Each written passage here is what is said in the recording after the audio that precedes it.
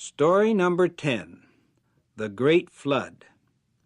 Outside the ark, the people went about their life the same as before. They still did not believe that the flood would come. They must have laughed more than ever, but they soon stopped laughing. All of a sudden, water began to fall. It poured down from the sky as when you pour water from a bucket. Noah had been right. But it was too late now for anybody else to get into the ark. The door had been closed tight by Jehovah. Soon all the low ground was covered. The water became like big rivers. It pushed over trees and rolled around big stones and made a lot of noise. The people were afraid. They climbed up to higher ground. Oh, how they wished they had listened to Noah and gotten into the ark when the door was still open for them. But now it was too late.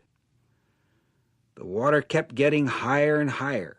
For 40 days and 40 nights the water poured out of the sky. It rose up the sides of the mountains, and soon even the tallest mountains were covered.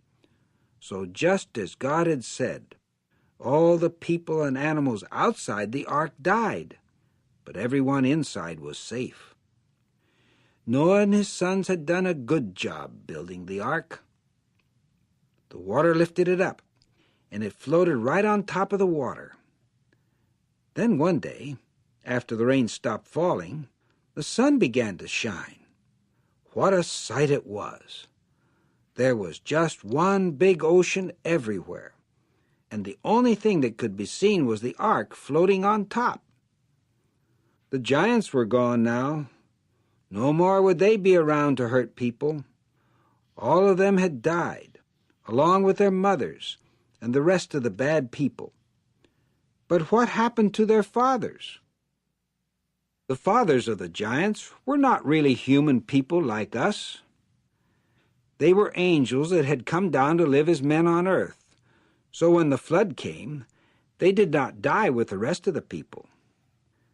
They stopped using the human bodies they had made and went back to heaven as angels. But they were no longer allowed to be part of the family of God's angels. So they became the angels of Satan.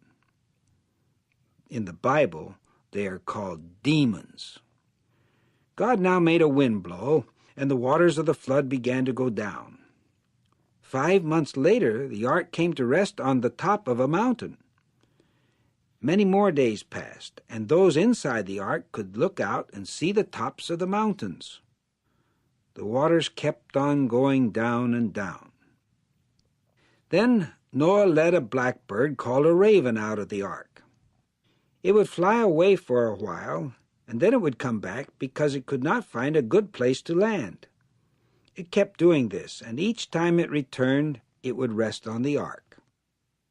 Noah wanted to see if the waters had run off the earth, so next he sent a dove out of the ark.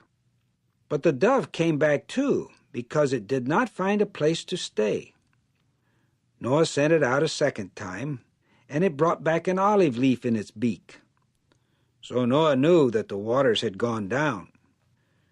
Noah sent out the dove a third time, and finally it found a dry place to live.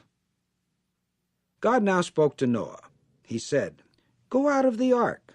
Take your whole family and the animals with you." They had been inside the ark for more than a whole year, so we can just imagine how happy they all were to be outside again and to be alive.